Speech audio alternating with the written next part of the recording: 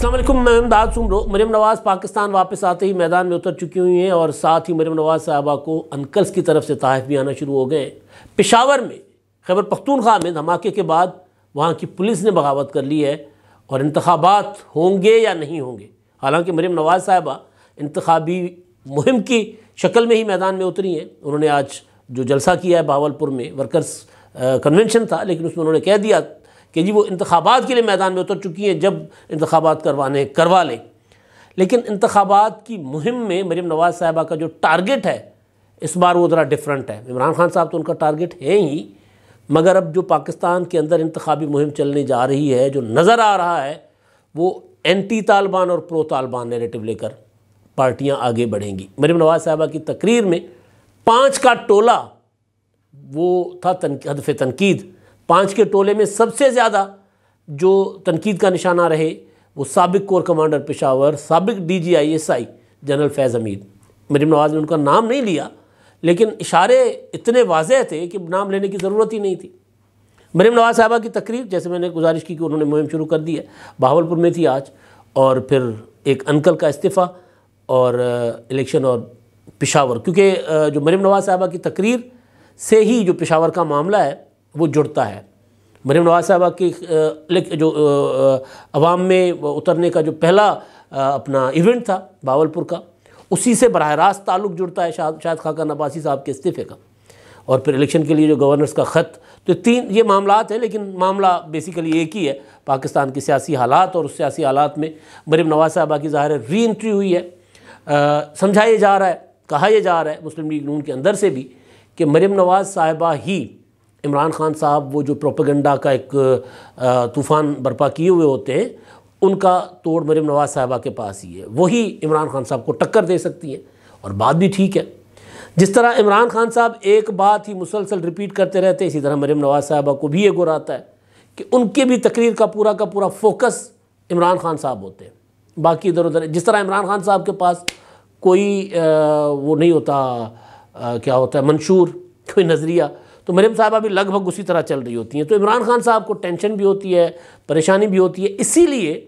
جو نئے انکشافات ہو رہے ہیں، جو جاوید چودھری صاحب نے آرٹیکل لکھا اون چودھری صاحب سے ملاقات کے بعد،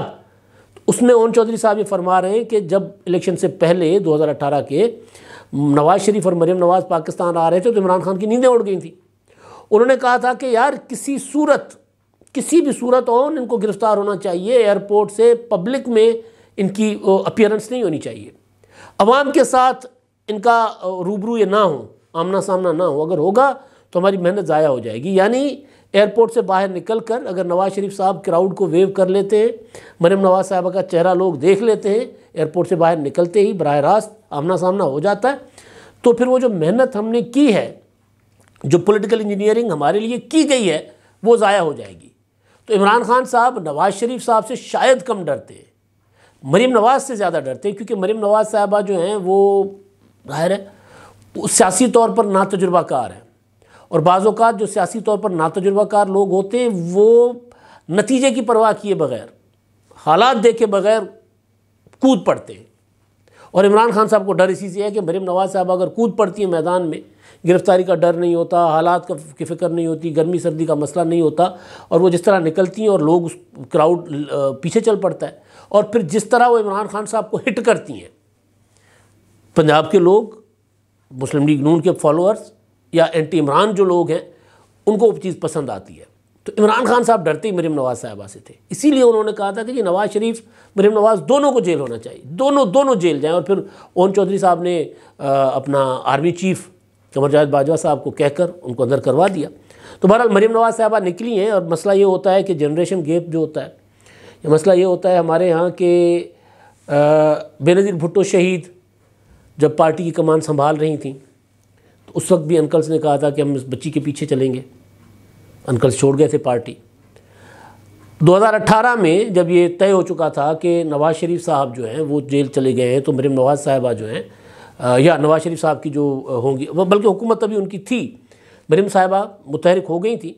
تو چودھری نثار علی خان صاحب کو اس پر پریشانی ہوئی تھی، اور انہوں نے کہہ دیا تھا کہ جی میں مریم نواز کے پیچھے نہیں چلوں گا۔ انہوں نے کہا تھا کہ میرے لیڈر ایک ہی ہیں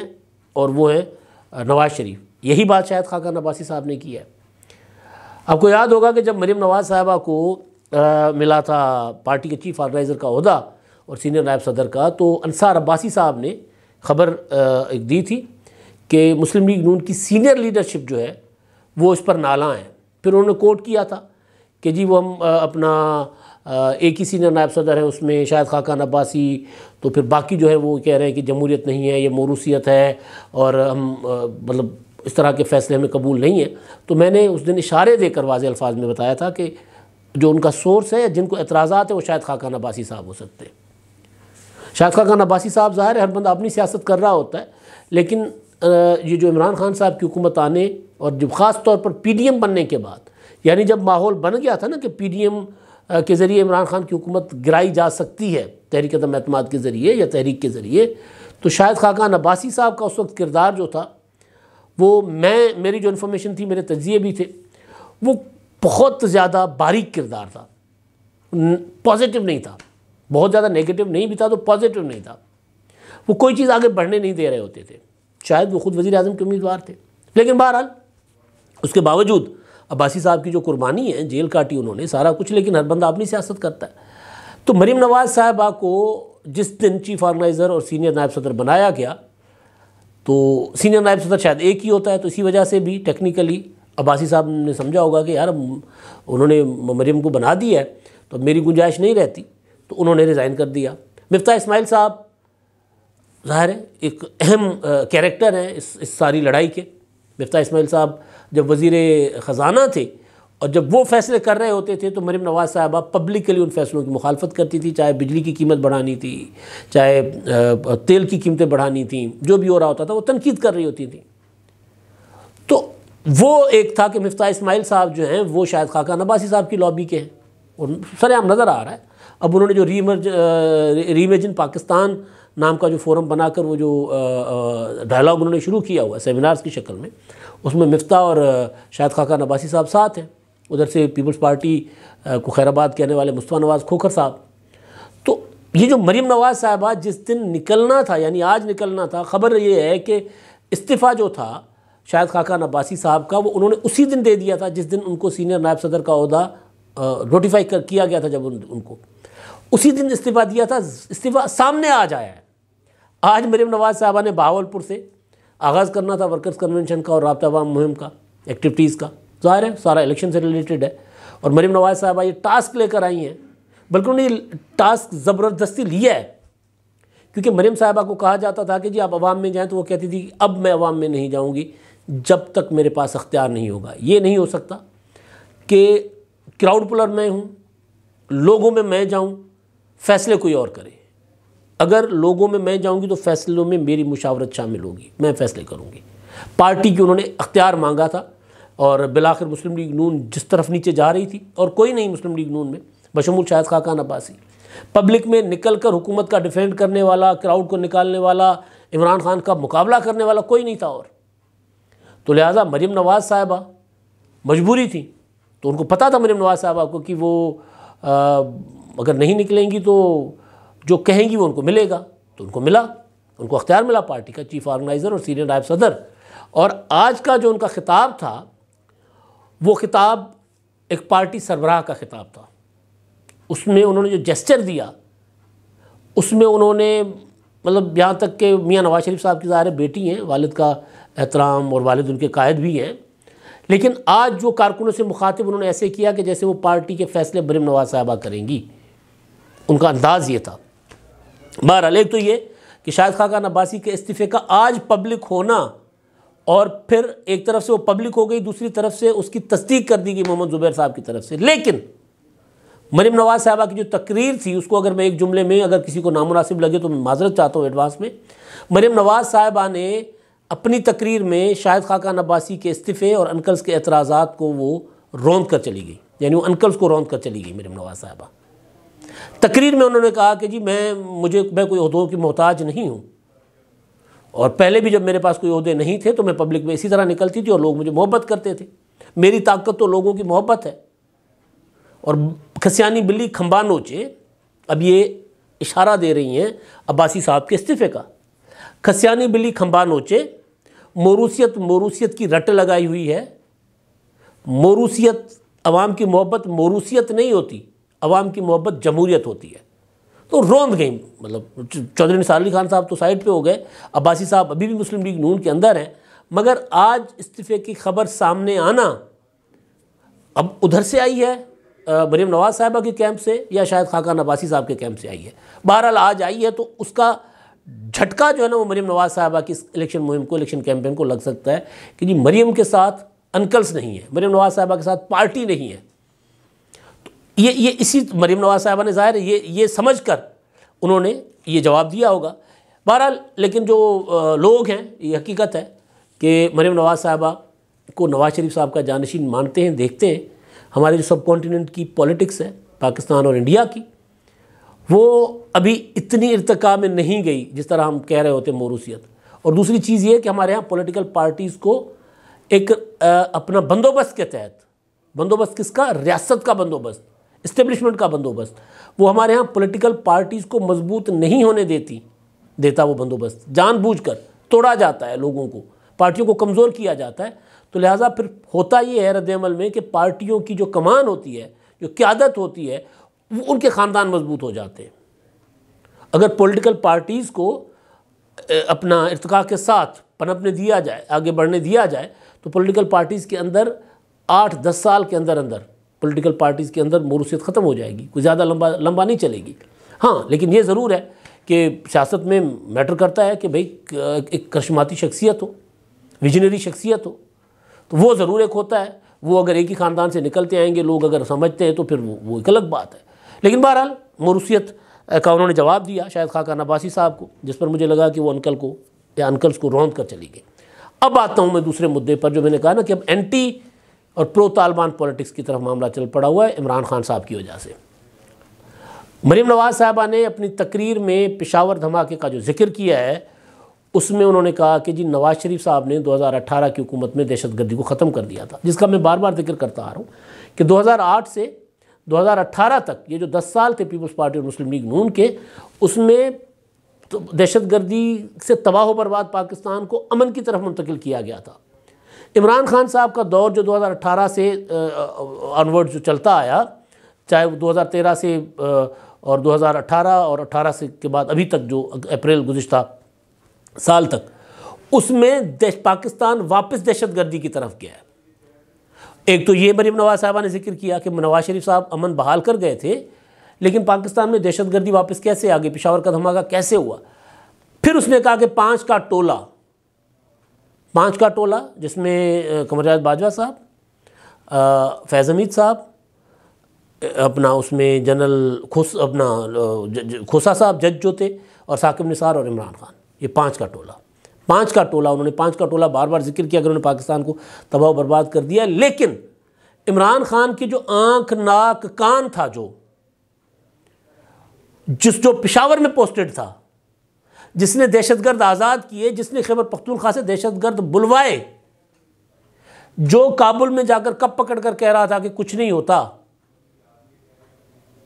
تو یہ سارا انہوں نے ملبہ جو عمران خان صاحب اور عمران خان صاحب کے جو سپورٹر تھے، سہولت کار تھے، جرنیلز اور جج صاحبان، ان کے اوپر ڈال دیا ہے۔ کم از کم جو پشاور کی صورتحال ہے، پاکستان میں جو امن و امان کی خراب صورتحال ہے، اس میں مطلب کوئی بھی بندہ آنکھیں بند کر کے یہ کہہ سکتا ہے کہ عمران خان صاحب کی حکومت کی دین ہے، یہ ان کی پالیسیز، ان کو اندازہ ہی نہیں تھا وہ کیا کر رہے ہیں۔ آج تو سپریم کورٹ کے جو جج صاحب ہیں، سینئر موسٹ جسٹس قاضی فائز عیسیٰ صاحب، انہوں نے بھی کہا ہے کہ دہشت گردی سے کیوں ڈر رہے ہیں ہم، دہشت گردوں سے بار بار بات ہوتی ہے کہ جی دہشت گردی مانگ رہے ہیں دے دو، دہشت گرد وہ مانگ رہے ہیں دے دو، ان کو رہا کر دو، ان کو وہ کر دو، یہ کیوں؟ ریٹ آف گورنمنٹ اور ریٹ آف اسٹیٹ کیوں نہیں جو ہے وہ نافذ ہوتی؟ تو عمران خان صاحب نے ریٹ نافذ کرنے کے بجائے ان کے سامنے ریاست کو جھکا دیا تھا، اور بذریعہ جنرل فیض جھکایا تھا، اور وہ پالیسی تھی یا جو بھی تھا، لیکن اس کے نتائج خراب نکلے ہیں۔